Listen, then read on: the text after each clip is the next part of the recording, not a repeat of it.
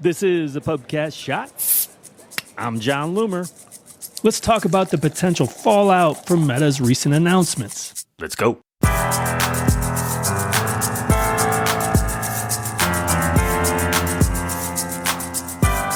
All right, so, oh my goodness, so much happening right now. It's making my head spin.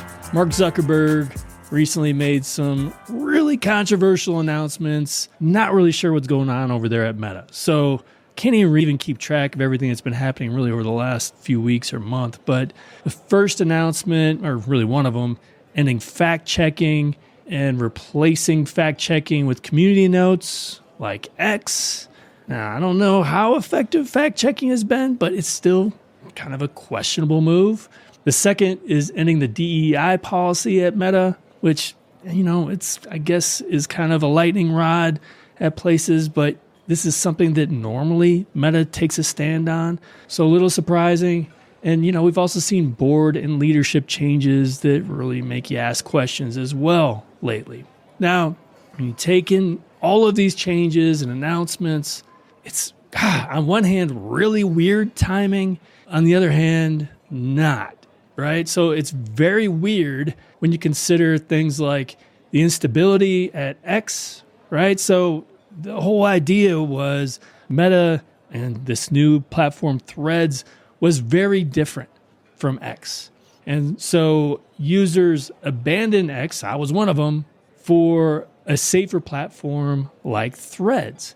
Now, with this happening, why wouldn't someone go back to X? Is it really that much different at this point, potentially?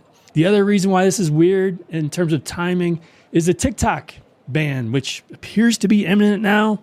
Depending on when this goes live, who knows what's going to happen between as I record this and that time. But that appears to be the case. So it feels really stupid strategically to be doing these things and alienating really a large portion of Meta's audience. Now, it's not weird when you consider Mark Zuckerberg is somewhat spineless, all right? I mean, come on. There's an incoming administration in the U.S. Zuckerberg has faced threats in the past from said incoming president. He's met with him, so he's likely trying to appease him. Who knows if this was some sort of negotiation, probably knowing both people involved, right? So, look, a lot of unanswered questions about what the hell is going on, but the main questions we have, I guess, as advertisers, as users, as marketers, and who are invested in this, what is the fallout going to be?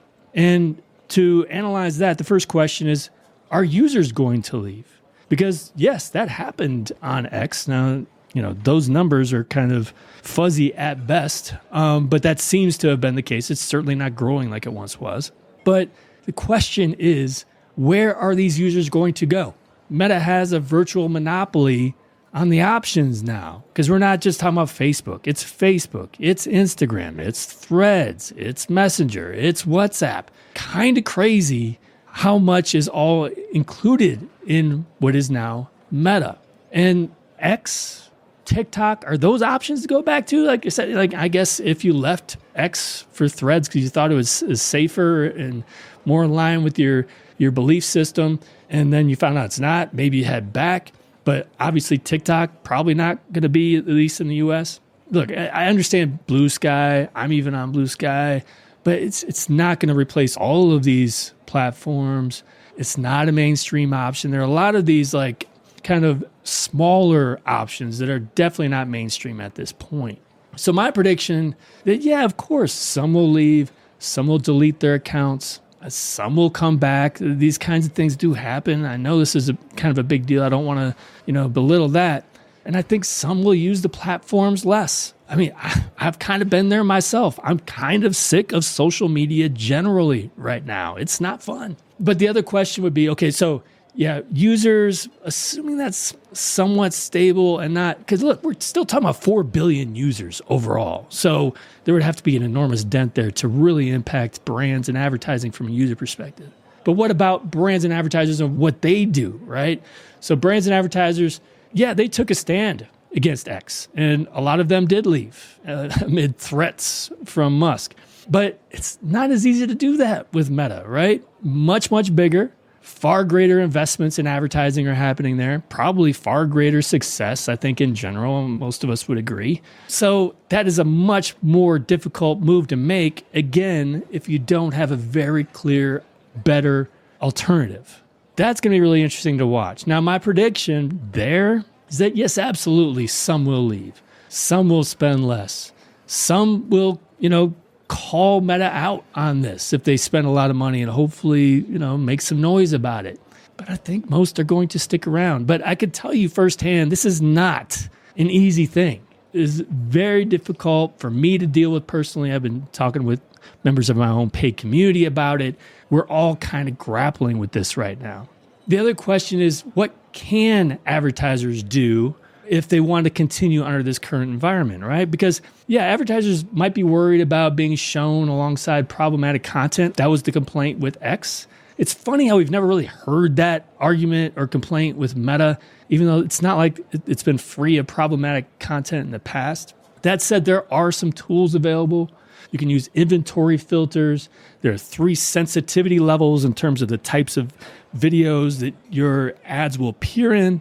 And you're on a default setting, and you can add greater sensitivity, which should keep you out of at least like the worst, most problematic videos there. There's also topic exclusions, which allow you to exclude certain topics from ad distribution where your ads appear in videos once again.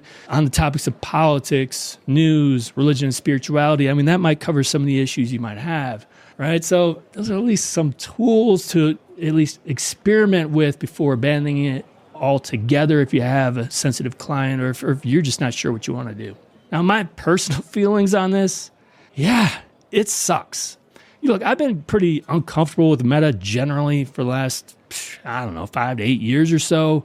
And I'm just really uncomfortable with this new direction. It puts a lot of us who are deeply invested in that platform or in that company in a really difficult position.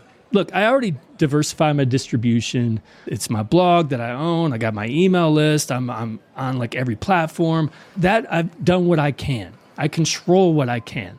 But I rely heavily on Meta. I cannot avoid that. That's the central topic I am talking about for my business.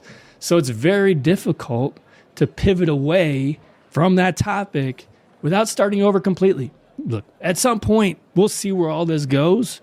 And, we all have to decide what is our line that is just too far. And, hopefully Meta will come to their senses and make some corrections here. But this also goes back to an underlying theme here of we are in really unstable times. If you are a business owner, if you are an online marketer, we're in unstable times regardless. But especially in those areas because of everything we've been talking about here with X and with TikTok and AI and you name it. So my goal is to create the most stable marketing approach possible in terms of distribution and content creation and how can we mitigate our risk, right? So I did write a blog post about that. I encourage you to check it out. It's kind of a look at what I'll be doing in 2025. Go to johnloomer.com/stable.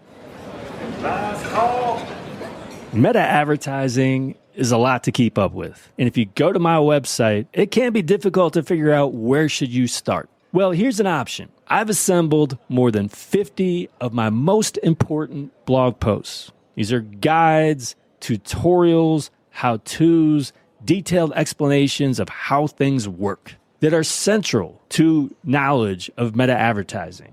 They are what I consider my cornerstone tips. So what you can do is you can subscribe to these cornerstone tips. Get a new one delivered to your inbox every Monday. It's a great way to kick off your week. Some of these are newer. Some of them are at least a year old. But you know what? They're still relevant. They're still important. So even if you're subscribed to blog alerts or something else, these cornerstone tips will help you get caught up on a lot of the older stuff that you may have missed. To subscribe to Cornerstone Tips, just go to johnloomer.com/cornerstone.